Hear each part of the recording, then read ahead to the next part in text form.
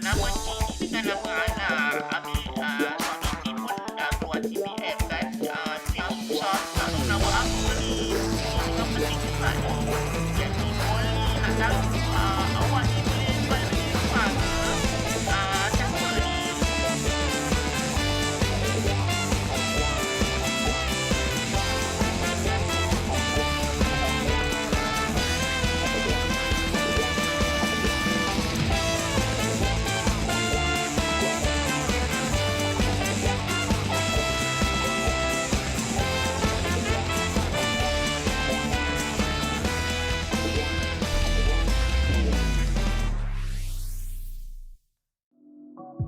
Yo, what's up people? We are back. Kita kembali lagi. Yes. And we are the Bubble Bubble Clan. Clan. Okay, podcast ini dibawakan khas untuk anda oleh Faizal Muslim. Untuk sembarang pertanyaan mengenai jual beli hartanah anda, sila hubungi beliau di talian 9388 0120. Yes. Atau anda boleh terus melusuri website beliau, iaitu TikTok, Instagram, Facebook, Faizal Muslim. Yes. We are back with our guest again. One more time, the one and only Azly. Untuk our live viewers, Azly is one of the ex-member of SMRT Feedback. Okay, dia yang dulu started out this page lah kan, troll orang sampai orang pergi turun MRT station minta voucher and everything. And then they came out with those kind of macam so-called Vigilanteh kind of act lah kan. Yes. Betul lah kan. So sekarang ni during the first episode we already talk about macam how you try to contain your identity lah kan. Kira macam being anonymous and everything. After 4 years 5 years you begin to reveal your handsome face. Yeah. Kau ketawa kita cakap kau kenyataan. Dia terima kenyataan. Tak, aku pernah dengar lah Ali. Sorry, ni saya try. Dulu kau pernah masuk bateri kau cakap. Kat hidung. Serius Kena tu? operations ya. Dan kenapa? Itu true story lah. Pasal for the listeners atau apa orang yang follow kita kita kenal Azly ni dah lama. Cuma kita tak tahu sangat apa dia buat dulu sampai only then we find out bila dia reveal yang dia from SMRT Feedback punya page kan. So dulu dia pernah bilang kita yang dia pernah operate hidung and all that kan. And also aku tahu kau seorang pemain bola yang bagus. Bila aku tak pernah main bola dengan dia. Kau ingat dulu bila main bola, tiap kali kau score gol dekat sekolah kau tulis berapa kau score. Futsal kat sekolah kau. Gol merepek pun dia tulis 1, 2. Aku tak tahu apa dia nak. Challenge. It's a challenge for yourself. Tapi dia baru satu benda tu. Left for dead. Wow. Left for dead. Aku dulu dengan Azly masa muda-muda Ali time NS kita selalu spend our days malam sampai malam tu tengok main Left for Dead, lepas tu tengok movie. Kat katil jalan Simple kaki life. Jalan kaki. That was the life. Tapi all that happened tanpa aku tahu yang Dek ni dulu run the SMRT Feedback lah. So even dengan kawan-kawan pun dia actually conceal dia punya identity. Okay, so for this episode kita nak touch more on political side. Okay, this might sound sensitive. Pasal apa tadi initial stage tu, initial episode, the first episode tu kita more tu macam get to know dia. Betul. Lebih mengetahui cara-cara dia kerja dengan dia punya crew and everything. Tapi kali ni kita nak dive more on the political stand. Aku nak tahu what give you the guts untuk troll our Prime Minister Lee Hsien Loong. Please. I think kalau back then maybe macam everyone macam tak berani nak bawa pasal the politicians. Tapi in my mind macam every day you will receive a lot of insults definitely takkan kau nak pursue every insult kan. So we try give it macam kita macam ejek sikit, and then it will escalate into macam betulnya maki hamon kan. So kalau maki hamon so I read up with a lawyer. Basically the law allows them to act against you. Okay. Tapi cuma in the eyes of the public, kalau something petty kalau act against it it goes against it works against you so it's still macam psychology. So we work towards that loophole lah. So aku tengok korang alih-alih korang panggil listen long. Oi, listen long. Tak ada Kau mister. ingat apa? Itu neighbor kedai mama kau. Kau punya buah berat tau. Tak, so I mean like macam I mean you know that that before you indulge into this kind of acts kan, kau actually consult a lawyer friend or anything lah kan. So I mean like macam still dia prime minister tu. Tak, tapi kita macam kita do first. Think later. Think later. Wow, kau betul nak that moment lah kan, you want that moment. Ada point I remember macam kita dah buat kau pergi kat Twitter, Facebook, kau nak macam berbual pasal ejek-ejek ni semua kan. Tu macam boring lah. So what we do is that kita pergi luar.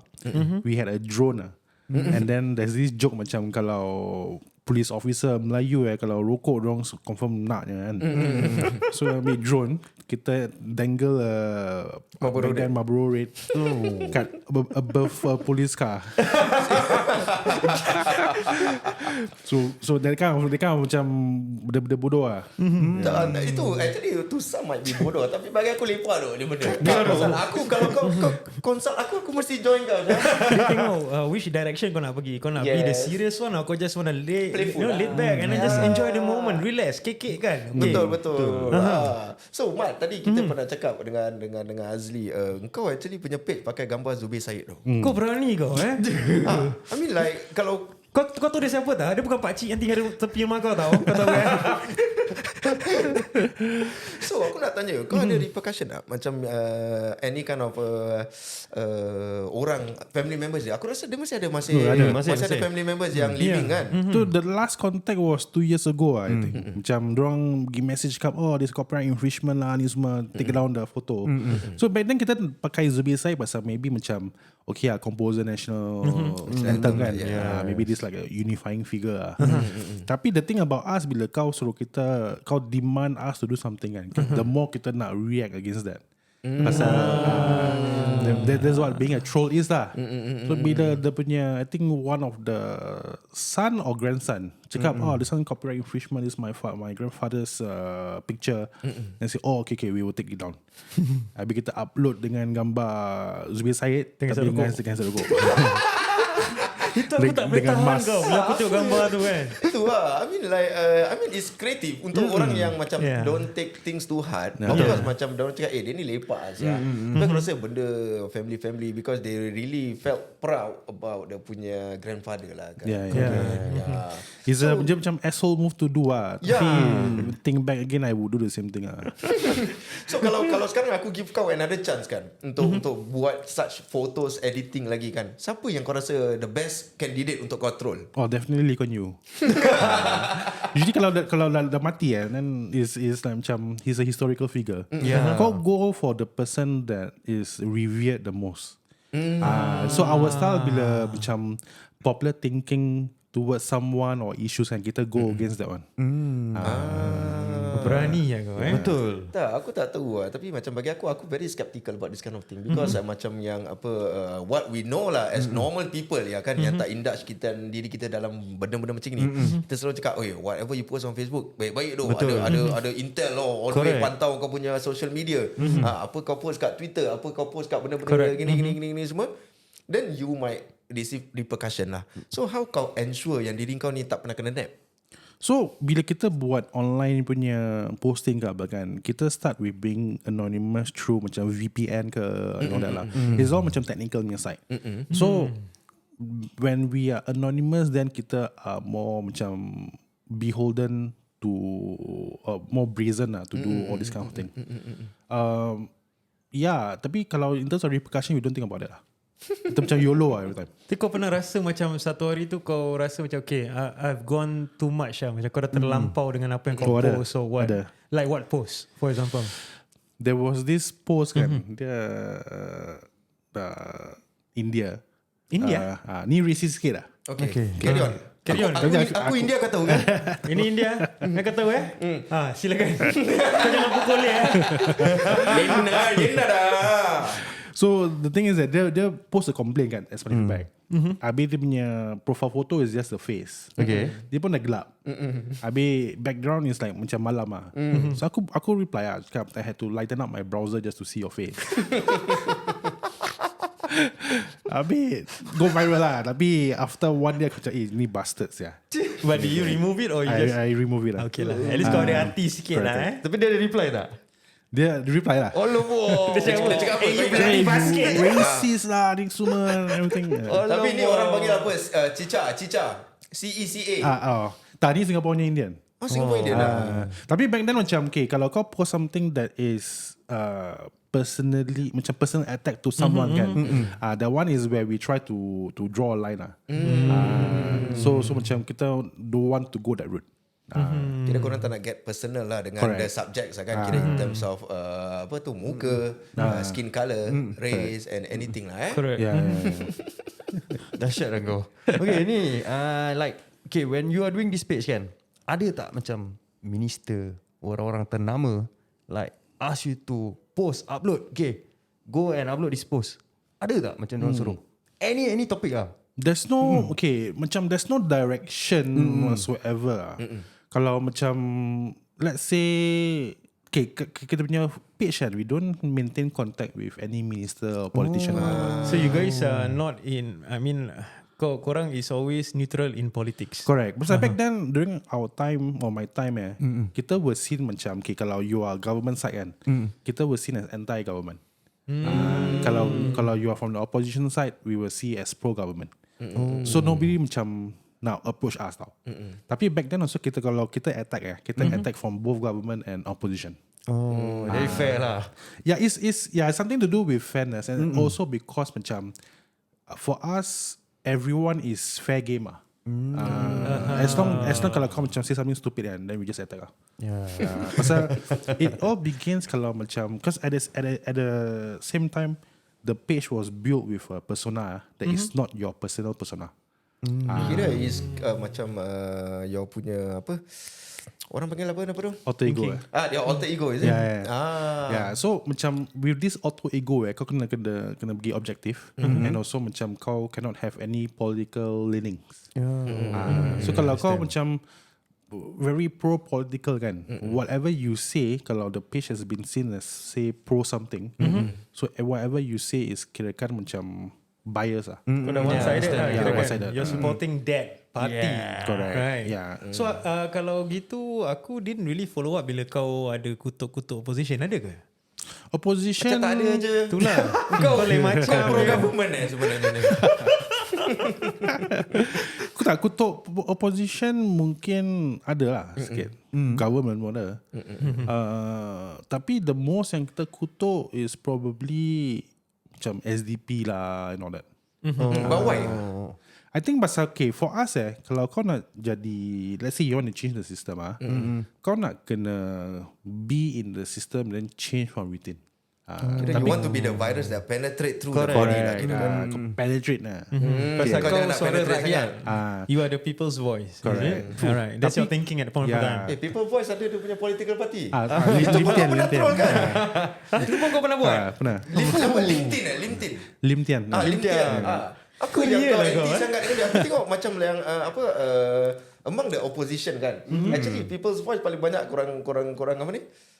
Kontak. Is it macam personal ke macam mana ni? It borders on personal also. Pasal macam in my thinking korang pergi speaker's corner, korang pergi sini pergi sana, it doesn't change anything. And the people that's going to listen and come to your rally are always the same people. Supporters kau lah. Supporters. And these supporters usually the old punya generation. supporters Tapi kau tak buat much impact online. And online is kutuk je, you know. Tapi kau tak bagi solution. That's the problem lah.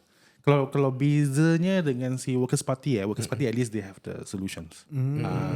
Tapi on the PAP side also macam say for example kalau they have some stupid policy ke apa kan, kita will voice out. So that's what we went whereby we don't care whether kau politician PAP ke Workers' Party ke, if you say something stupid then we will give our thoughts on it lah.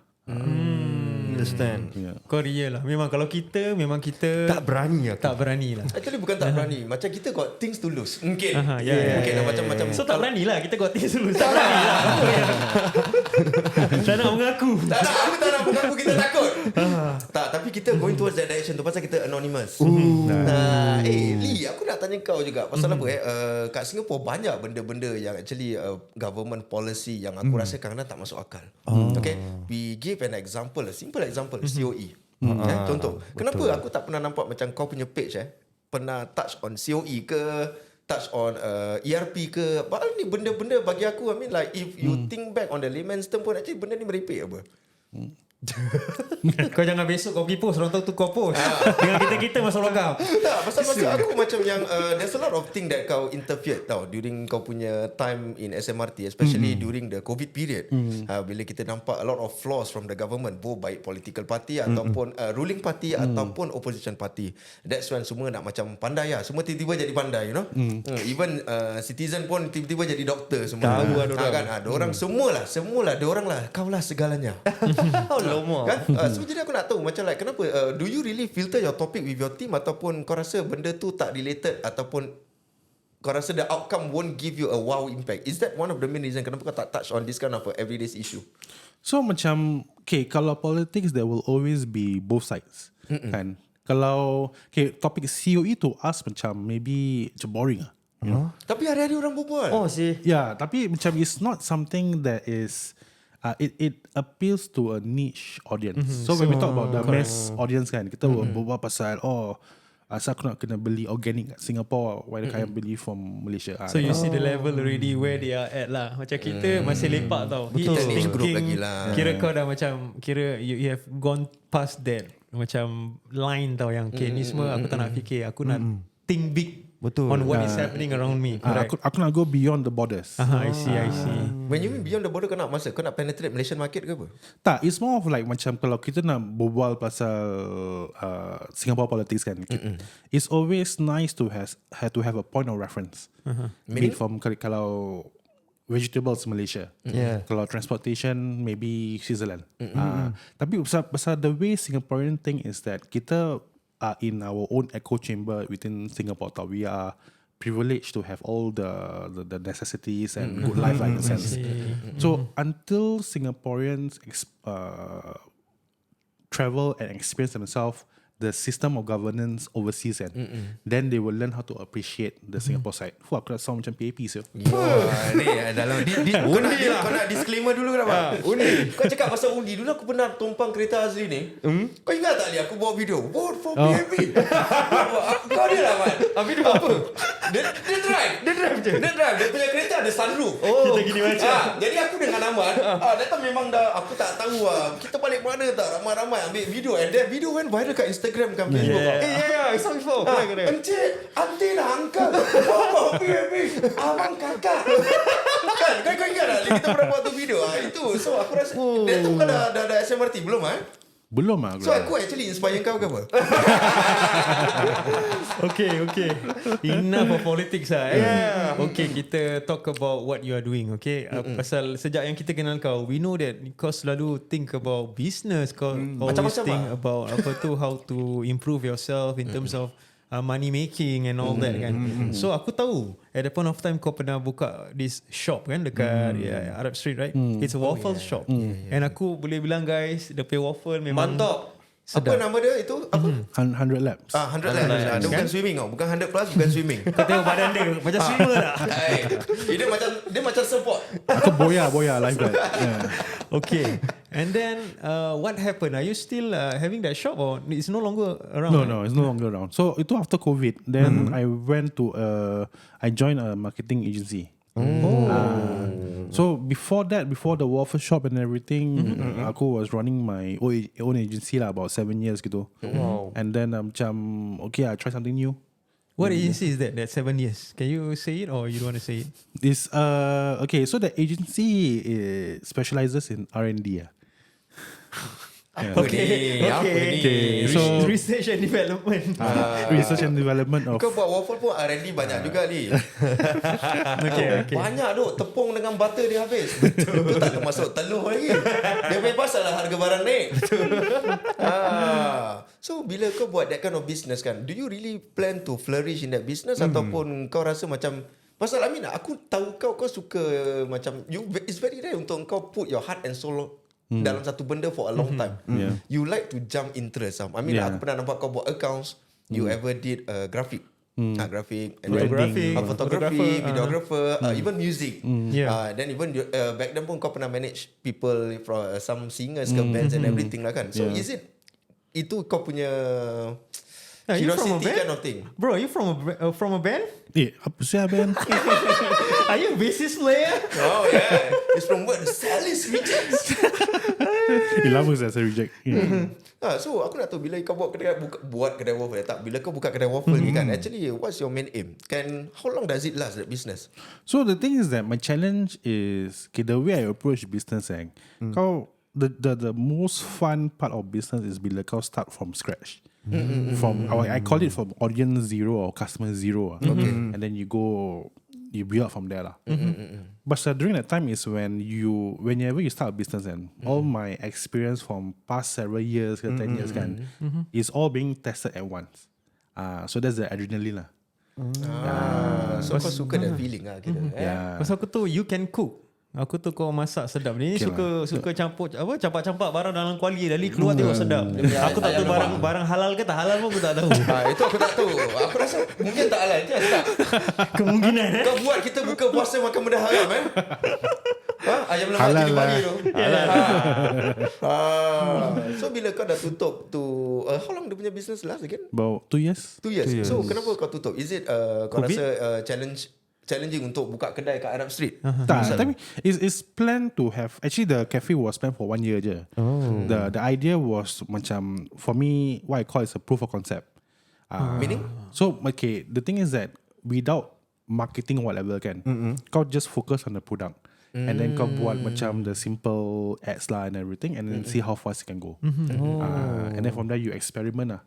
But during that time, the waffle place, the punya experiments includes not just the makan, dia macam temperature, the music, because The whole ambience and everything like that. because I had a couple of R&B, F&B clients. Kau nak R&B lepas ni aku tutup lampu. Kau molek apa? So Okay, macam the continue. experiment is like cara the punya height of kau punya kerusi kan affects how long you going to stay in the shop. Serius So korang crossing kau duduk ni, berapa lama kau boleh duduk sekarang? So, aku Kau jangan berdengkur kat situ. So macam kalau ada 1 centimeter off it will actually affect the posture. And then whether got back leaning ke apa kan, how long you stay, there's that factor, there's the temperature, the music, how fast it goes, what kind of music you play, all contribute to say macam the revenue lah. Then this is the proof of concept, the case study. Then I will experiment with the other client punya business lah. So back then my agency we focus more on technical marketing lah. We use the psychological aspect and then the technical aspect of marketing to try to optimize lah. That's my main role for past several years. So do you feel that you achieve in doing that? That's why you left after 2 years? Yeah, I had my findings after yang pasal kat F&B. Tapi after that macam you want to try something new. Tapi at this point in time at this age kau dah macam nak go low on experimentation lah. Kau nak macam Result lah. Semua dah ready lah kat situ. Kau like 9 to 5 lah. Kau bangun, kau mandi, kau pergi kerja, kau have lunch, kau balik kerja, kau don't think of anything else. Kau pergi tengok Netflix ke, masak apa, that's it lah. So is that what you're doing now? Yeah. Wow. So kau dah kira kan itu semua dah bagi kau bagai satu kenangan bagi kau dulu apa yang kau buat ni semua. All That's these my things. time lah. It's all done already lah. Dah accomplish lah So sekarang after kita berbual macam ni, do you have any further plan with SMRT Feedback atau sekarang known as Vigilanteh? Kenapa the transition of name? I mean, I need to go back to this. Pasal apa SMRT Feedback punya nama ni memang dah It's sinonim. big, Correct. It's a synonym kind of name untuk troll page. Lepas tu bila korang tukar Vigilanteh, is it korang sekarang nak jadi hero untuk rakyat ke apa? Tak ada. It's more of like macam we changed the name. Okay, so my time it was SMRT Feedback. I mean tukar to SMRT Feedback by the Vigilanteh. So sekarang is the Vigilanteh kan. We felt macam the team or the whole persona now differs from SMRT Feedback previously lah. Pasal the page 2011 kan. Sekarang dah 2023. Dah lagi minggu depan dah 2024 dah. It's like 15 years or 13 years gitu. Macam kenapa? So it's a new people that's doing all this and Fresh new blood ideas, fresh blood and all that lah. Kan Gen Z kan. So are you working with them or you are no longer with the group? No, let in contact lah. Kira kau tengok daripada jauh, kau kekekkan apa korang buat ni. Call me Mr. Bean. Tapi the funny thing is that the more I did social media back then kan, sekarang the more I don't check my social media already. So kira-kira macam I don't go on Facebook, I don't go on Instagram. Kalau Instagram maybe if I travel IG story, couple of them dah tu je. I don't go any other assets lah. Yeah. Why? Is it pasal maybe something happened to you ke yang back then yang kau rasa macam aku don't want to go and do this anymore, you know, you get me? Macam is it kau trauma on something or what? Okay, back then when we were being a troll kan, kita found out that the first post you see online will determine your mood for the rest of the day. And then sekarang now with the Palestine conflict and everything, then kalau kau pergi on Facebook you see all the posts kau punya day will be spoiled lah. Kau the rest of the day. So, kau macam social media detox lah. Faham. That's how we feel as well lah. Betul lah. Tapi sometimes we still need the all kind of SMRT Feedback punya jokes lah. Pasal kita santai. Kita nak benda santai. Kita dah pernah nak fikir lah. Correct. Tapi aku rasa sekarang with the whole macam woke punya culture mungkin tak lepas lah. Maybe. If I did SMRT Feedback at now kau lock up besok aku dah lock up. Kau lock up lah. I think that's why aku cakap macam benda ni terjadi baiknya terjadi dulu. Pasal apa? It's like the right time, right place, and everything lah. Now it's getting too serious. Too serious. Tu dah terlalu ramai orang kaki komplain, banyak mata merah and everything lah. So years by years. Yes. Bila Years kau by buat- years. Years by years, yeah. Years by years. So bila kau buat ni apa troll page ni, do you have any regrets tak? Regrets. Nak kata tak, I'm lying. No regrets. Kita buat muzik sedih sikit lah. Jadi kau luahan nanti. Tak. Aku imagine gini lah. Let's say for example kalau aku ada anak ke apa kan, and then they ask what is your story. Aku tak nak bilang my children saying I go to work at 9 o'clock, I come back at 5. That's it lah. Tak interesting lah. Tak interesting. Okay. I mean there's nothing wrong with that. Yeah, That's actually the perfect way to live your life. Tapi I think for mine is that it's like a learning journey kalau kau nak do anything stupid, do when you're young. Betul lah. Kau tak ada banyak, you know, your responsibilities are not that much. And then you don't have to worry about a lot of things. Kau masih ambil duit rokok daripada mak bapak kau, daripada member kau kan, share duit pun duit. Steng. It's not that Steng lama siapa. Mata kan, responsibility kau kan. It's not that much lah. So kau rasa macam kau free and easy, you can do whatever you want. It's like, you know, you are like the free macam apa tu, budak Bukan kecil free thinker lah. Kau macam budak kecil buat apa yang kau suka. Correct. Living the dream lah orang kata. So untuk kita wrap up everything, I mean like is very fruitful event lah. Bukan Macam senang kita, lah dapat dia kan. Bukan setakat kita nak interview susah, nak ajak lepak member pun susah kan. Jadi itu untuk penutup, I mean like ada tak kata-kata, Yes, I mean please. like any kind of words untuk kau encourage content creators? Because I mean like kalau back then in 2011 troll page, dia actually content creator kan. Betul lah. Temu sekarang the term lah. Even bus driver pun dah panggil bus captain. Betul. Jadi kalau kau dulu troll page pun, by right you are content creator. So ada any kind of like macam advice untuk aspiring content creator yang moving forward, diorang nak touch atau dive into political, dive into racism or anything. Maybe kau the OG. Okay. I think back then when we did the page, we didn't have any goal. Okay, kalau business sekarang you need to business plan ke apa ke. Tapi in the context of content creator, kau kena create content with what you're comfortable with. Kau don't create content or a plan where you think people will be interested in. Okay. Because once you are comfortable with what you do kan, kau nak buat content is like kau tak drag your feet lah. So like that's why the difference between SMRT Feedback and SGAG. SGAG we started at the same time with SMRT Feedback. Kau pun SGAG? Tak. We know each other lah. But SGAG went on to make millions in advertising and everything. Wow. And they make it to a business successfully lah. It was a good idea. But when I thought back kalau aku operate a parody or comedy page or content page and I want to monetize it, I'm monetizing comedy. And then it's all scripted lah and everything. So bila kau nak buat kerja, kau drag your feet and everything. Yeah. So you can, of course, there's this goal of making as much money lah. Tapi based on experience, it's always better to do what makes you happy first. Wow. Kata-kata pujangga. Kata yang indah. Kata pujangga daripada Encik Azly kita. Ada lagi? Tambah lagi. Lagi. Dah tak ada. Dalam bahasa Melayu 2-3 perkataan kau dengar. Melayu dah slang. Happy. Okay guys, we would like to thank Azly, Thank you so the much. former OG from SMRT Feedback. Yes, thank you so by much. the Vigilanteh. Mungkin korang pun pernah kena troll dengan dia. tahu. Atau Sorry, you guys were entertained by dia punya trolling. Kau tahu dia banyak bodoh-bodohkan orang. Jadi dia pun so-called Vigilanteh kan. Kau tolong selamatkan orang yang kena campak handphone tu semua sampai order pizza dan everything. Amin itu semua korang kena dengar lah the podcast. Okay.